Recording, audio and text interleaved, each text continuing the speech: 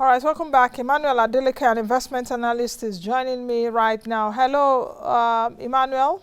How are you doing? Hi, good morning. I'm good, and you too? Okay, Emmanuel, speak to me about what you think is happening. We're looking at the state of the Nigerian economy right now. Talk to me. Have you been going to the market, or do men shop? Do men shop for groceries? If you don't go to the market, of course, you have either a loved one or close relatives going to the market. What have they been telling you about the prices of food? Well, prices have been increasing over the past few weeks, and just recently, just yesterday, we saw an inflation number which was released, which showed headline inflation has continued to increase once again. And most of the reasons for this is not far-fetched.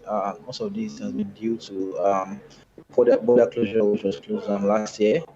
Also earlier this year, we also saw currency depreciation or devaluation, and that largely affected price of food commodities. Then also we also been seeing we're having a floods in the northern region where most of these foods have been produced. So that's been largely causing prices increase across across various food items. The increase is quite evident across various segments, not just imported foods. Price of foods that are even produced and domestically, they've increased drastically. So basically, those that's what's been causing the increase in prices recently. You know, you've attributed the cost of why we're seeing price of food go up. Um, are we you from your own? I'm hearing interference in my ear. I think background noise around where you are. So I'm just trying to be articulate, because I'm hearing a lot of things in my ear right now. But let me try as much as possible to encapsulate what I'm saying. What you have just said in terms of the reasons for the upward price range that we've seen across major food items from bread, cereal. So we're taking a look at perhaps the flooding that happened. We're also taking a look at the border closure. Did I get you right? Yes, you're right. What else did you also say that is impacting the price of food? Yeah, so I also Coronavirus mentioned pandemic, definitely. in the northern region, according to this business, they also mentioned that these northern regions where most of these commodities have been produced, they've been having flood issues, and that has been affecting cultivation of these various crops. So that's one reason that's been causing an increase in food prices, and also. I think we can't also neglect the fact that transport costs has been increased since the lockdown. Most transporters actually increased costs, and yet they've not even reduced the cost up to now. With PMS price also increasing, and I think that does even give most of these transporters more leeway to also increase transport costs. So by the time you factor in these transport costs, and most of these traders have to use in terms of bringing in commodities from the north down to the southwest, discover that it's quite high. They definitely also have to factor it into the price of the foods they sell. That's also one of that's also one reason why we see food prices have been increasing. Mm. Out of all those reasons you've given to me, which do you think is causing the most hurtful impact? Why, out of all these reasons, or is it are they all the reasons, or do we have specifics out Yeah. of the ones that you have told me that really causes this increase? Well, I don't think we can leave out one or say one is more important than the other. So I personally I believe it's the combination of all these factors. I don't think it's about one win more than another. So I feel it's just a factor of the combination of all these factors has been causing an increase in food prices. Okay. Emmanuel, I think we should take a break because there's a lot of background noise. It seems I can hear what your colleagues on the background are saying or stuff. I think the noise is coming from there. So let's take a break so that you can help us sort that out and we come back to you because I can hear a lot of noise on the background. All right, let's quickly take a break. And when we come back, we will continue to look at the state of Nigeria's economy. Don't forget that you can join us on all our social media handles. You can tweet me right now at Nancy Ilo and tell me what you think about what I'm discussing this morning. How is inflation eating your pocket up?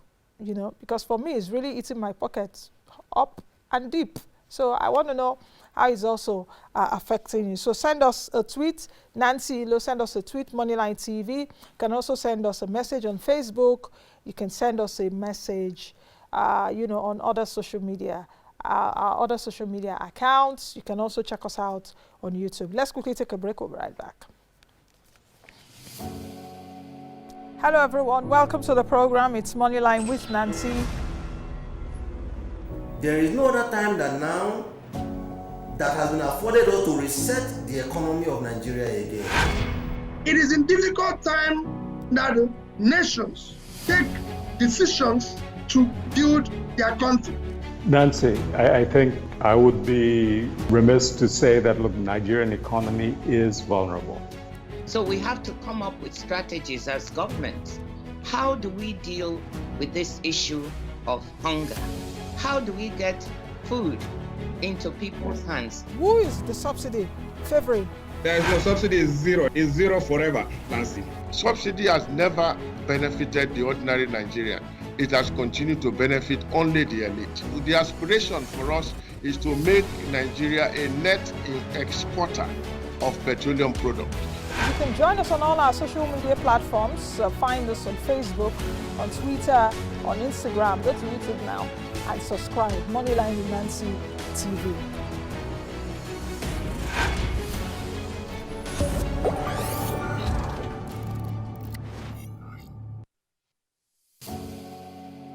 Hello, everyone. Welcome to the program. It's Moneyline with Nancy. There is no other time than now that has been afforded us to reset the economy of Nigeria again. It is in difficult time that nations take decisions to build their country. Nancy, I think I would be remiss to say that, look, the Nigerian economy is vulnerable. So we have to come up with strategies as government. How do we deal with this issue of hunger? How do we get food into people's hands? Who is the subsidy favoring? There is no subsidy, is zero. It's zero forever, Nancy. Subsidy has never benefited the ordinary Nigerian. It has continued to benefit only the elite. The aspiration for us is to make Nigeria a net exporter of petroleum products.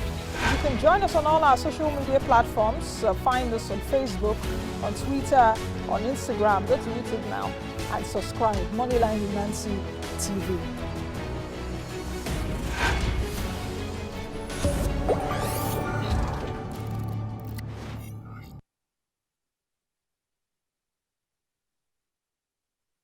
All right, welcome back. Emmanuel Adeleke is still with us right now. Hello, Emmanuel. Can I see you now? Okay. Yeah, can you hear me clearly Yes, now? I can hear you clearly now. Let's move ahead with the reasons you've attributed to the price increase that we're seeing across all food items. If not, I don't think it's major. I think it's all food items right now. Do you think that the efforts of government are paying off? The Central Bank of Nigeria has gone into financing products, about 18 commodities, rice and the likes of them. The federal government is also doing its own part, you know. Do you think that we've seen the efforts of government play out? Well, yeah, the federal government and in conjunction with the CBN, they came up with some several initiatives, which include some various interventions. But I mean, when you look at levels of interventions compared to the demand for this particular product, you see that there's still a very big lag. So let's take for instance, when you look at rice production, quite fine. CBN has come up with several agricultural intervention scheme, which is meant to increase rice production. But I mean, it's still not enough. Not enough at all to cater for the demand for this product. So we'll definitely continue to still see that shortage and that lag. When you combine that with the fact that we still have the border closed, I mean, it's quite obvious that we definitely expect the price of these commodities, particularly like rice, to stay increase. So, in summary, I mean, federal government and the state government, they've been doing a lot of interventions, but it's still not enough to cater for the shortages that we're having currently in the economy. Now, let's take a look at this reason, which I don't think I heard you say, but I need to bring it up, which is the insecurity. How do you think that insecurity is really playing out in terms of our food supply chains in the country? Yeah, Majority of definitely. farmers did not go to their farms due to the pandemic. Some did not go, some went. Some that were able to go, I'm being told that bandits are not allowing farmers to go back to their farms even to harvest. When they need to harvest, especially farmers in northern parts of the country, they now pay bandits. And I don't like that word, bandits. We should call them for who they are and for what they are. Paying them as over as more than 1 million naira to harvest products. And the government is just sitting down and we are all normal as if nothing is happening in this country. Are we really a serious people? Yeah, so it's been a very serious issues, and I'll be telling you a lie if I tell you it's not really affecting farmers and even affecting the price of commodities that we're seeing in the market. And I believe if something is not done to drastically change or to drastically solve these insecurity issues, there'll still be a problem of harvesting.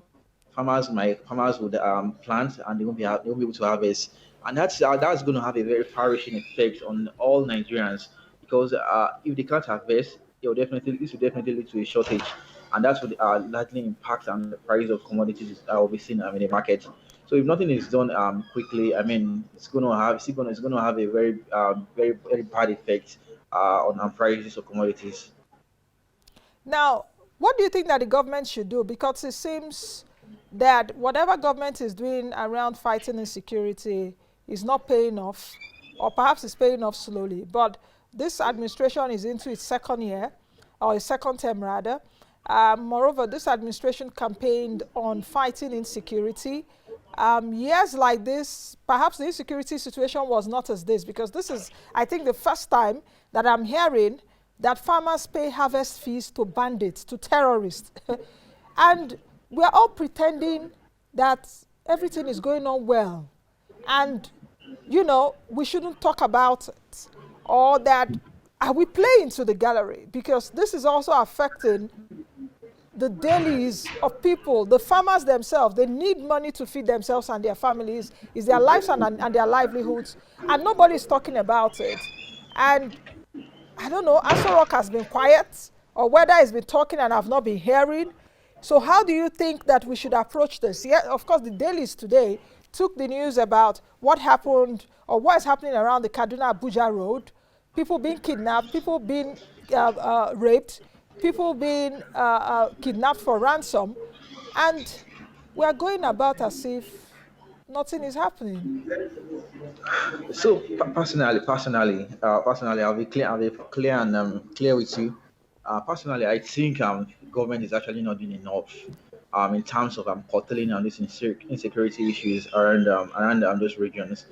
I mean, if they could do similar efforts as which they've done during the Niger Delta crisis and the likes, they can do similar thing also in these regions. I mean, that will go a long way in curtailing the insecurity issues.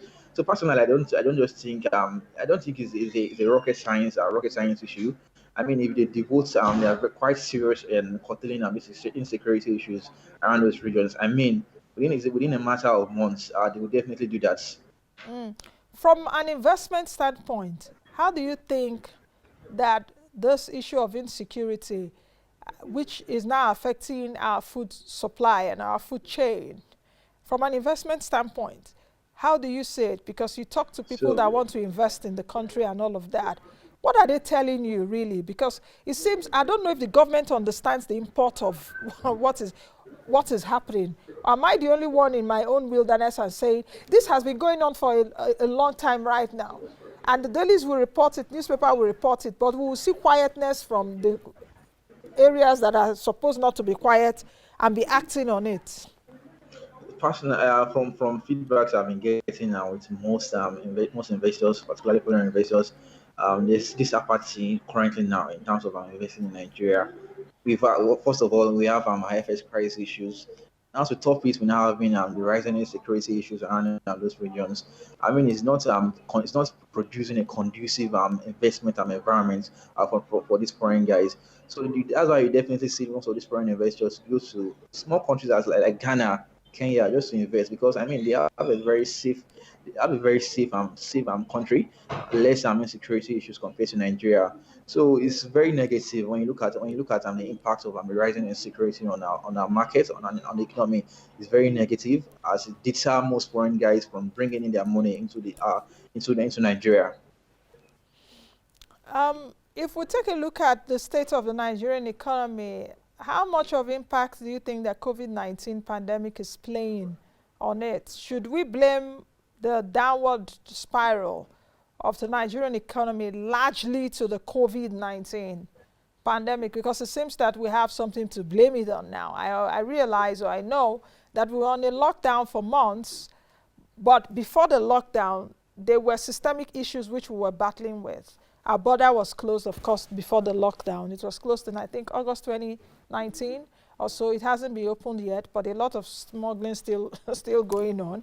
You know, there were a lot of systemic issues which we were handling. So would you say that COVID-19 pandemic is solely the mother of our No, crisis right now? no. Yes, you're right with what you mentioned. Even before this COVID-19, Nigeria's economy has been quite very fragile. Um, Despite the fact the country is seated in recession in 2017, when you look at economic growth by which we've been reporting, it's been very small. It's been quite fragile. We've had our own systematical issues, like the likes of border closure, too much focus on oil. We also have issues around the terms of FX.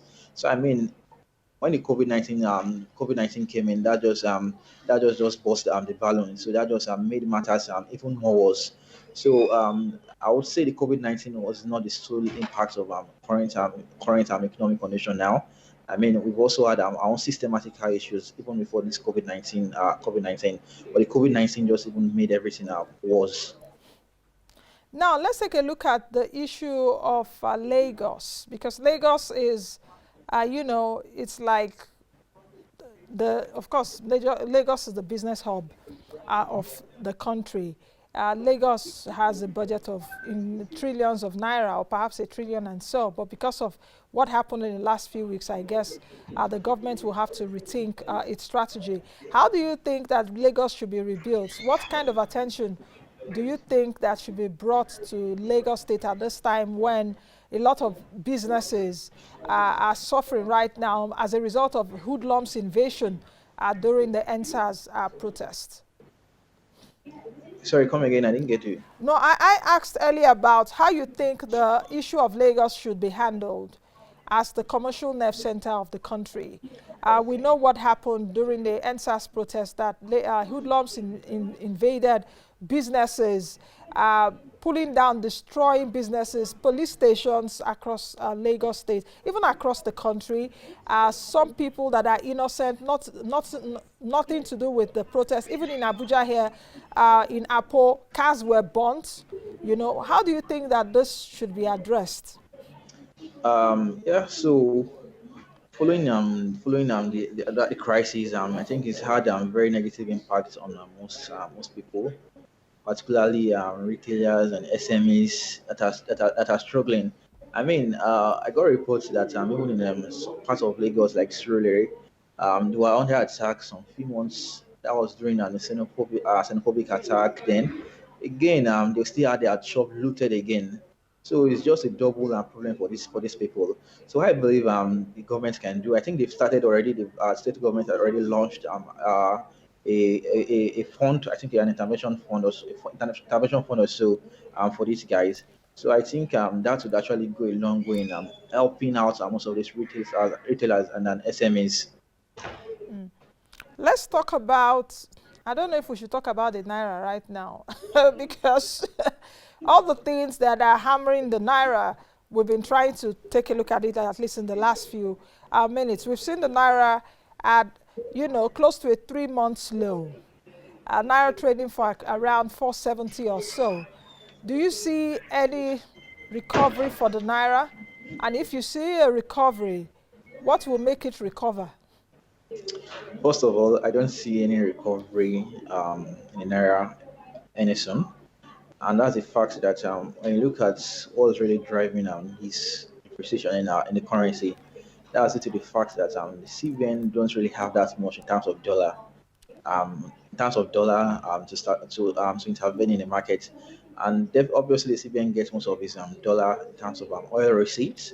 Then you also have foreign investors inflow, which are when CBN mostly gets most of its dollar inflows. But with oil price still low, despite the fact that we're expecting a vaccine to come up for the COVID-19, I don't expect the crude oil price to go out to the heights of like $70 we used to see before. So I mean that will still mean we'll still be having that lower oil receipts for the CBN. So with that, that means CBN have less dollar by which they can use to intervene in the market. So that was continuing to put pressure on the market. Already we've seen the CBN intervening regularly on the market. But I mean the amounts of FX that CBN has been selling is not enough to even meet up with the backlog of FX demand most foreign guys have. So as we even nearing this December festival period, definitely begin to see more demand for the dollar. I mean, just yesterday I saw the parallel market naira close at about 475. So we still continue to see that depreciation in the dollar. But I mean, the CBN will still continue to manage it. But most likely that next year, if these conditions still remain as it is now, there's a very likelihood that the CBN might have to even do a further devaluation for the naira. Mm. Do you see this depreciation happening as a result of that we're going towards the end of the year and people may just need foreign exchange for travel purposes and all of that? That's part of it. When goes close to festive period, you tend to see more demand for FX. That's also part of what's been putting pressure in terms of the FX rate. Mm. Now, let me go back to the protest a bit that we saw in the last few weeks, and I want to link it to recovery of the Nigerian economy. We do know that the Nigerian economy definitely contracted about 6% in the last quarter, according to the National Bureau of Statistics. A lot of analysts have said that because of the protest and what we've seen in the last few weeks, even inflation, unemployment numbers and all of that, that it will take a longer time for us to recover. And the recession may be prolonged and, it will take us a long time to recover. Yeah, so before this NSAS crisis, already most analysts and even me actually expected Nigeria to enter a recession in Q3, but by Q4, there's a very big chance of Nigeria recording a slight positive growth. But I mean, with the NSAS crisis, which resulted into nationwide disruptions, I think the recession might even extend into Q4. So it just makes the current economic condition even worse. So there's a very likelihood of we seeing a recession that will extend into Q4. But for Q3, that one is very certain. Nigeria has been definitely going to enter a recession in this Q3. So it's a matter of how long that this recession is going to hold on. But for me, I think that we might still be in that recession even in Q4 2020. Mm.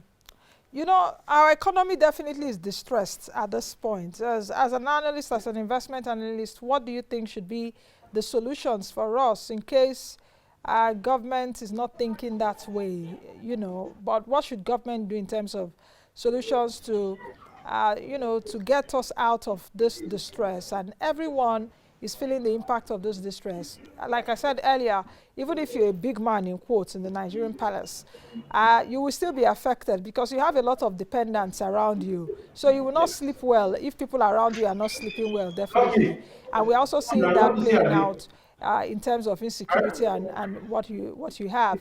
So speak to me about perhaps some of the solutions that government needs to begin to think about at this time. Yeah, so for me, I think one thing is the government definitely has to focus on now is on that's on infrastructure. Nigeria they currently have a very large deficit of infrastructure deficit, and without these infrastructures, these retailers, SMEs, they can't do their business.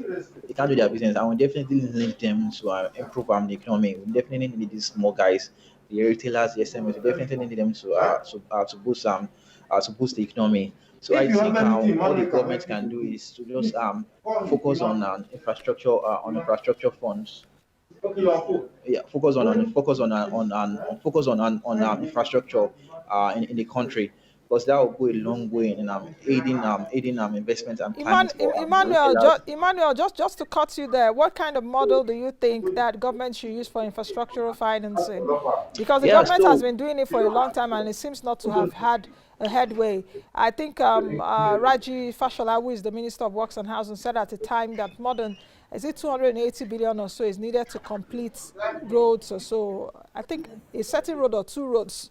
But if you're talking about infrastructure, we need close to about 30 trillion naira, about, even in dollars, from, yeah, I think, 2015 till the next 10 years in 2025 to finance yeah. infrastructure. There is a Nigerian infraco right now that is being molded by, the government. What kind of modeling do you think that should come into infrastructure? Yeah, so I think there's quite a number of ways by which we can address these infrastructural deficits. Solving this infrastructural deficit is not something that we'll do in 1 year, 2 years. It's a long-term approach. So first of all, one way I think federal governments can actually get funds to solve our infrastructural deficits is by focusing on these diaspora funds. So when you look at diaspora remittance into Nigeria annually, it's in excess of over $20 billion annually. So if the federal government can create a kind of a fund, a kind of a facility that would make diasporas and outside Nigerians to invest. So it could be like a 10, 20 year fund. 20-year fund. I mean, that would go a long way in also solving this infrastructure deficit. The secondly, also way I think the federal government can actually do to solve this particular deficit is by creating a kind of a very a long-term bond, by which mostly the PFAs would be the major subscribers. I mean, if these PFAs, I mean that's the pension companies, they have sums of money that at which they hold for a long period of time, so they can easily lend this money to the government, which should be like on about a 20 to 30 years period. So first of all, there has to be a very detailed and layout plan. I mean, to solve this problem. So it's just beyond getting money, getting funds to solve the crisis. I mean, there firstly has to be a very definite and a structured and layout plan to solve this infrastructural deficits.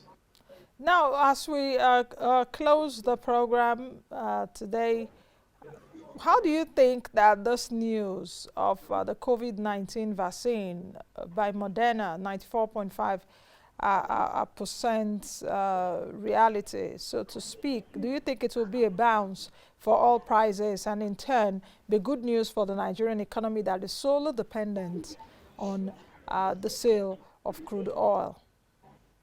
Yeah, so it's a good news. Immediately after the announcement, I think the oil price actually increased, as the Brent oil price increased by about 1%. Although that was slightly low, that was far lower compared to what we saw when Pfizer initially announced their own. But I mean, should this vaccine come in very successful and start giving it out, that would definitely improve demand for oil. And when you see improved demand for oil across several countries, that would also improve the oil price.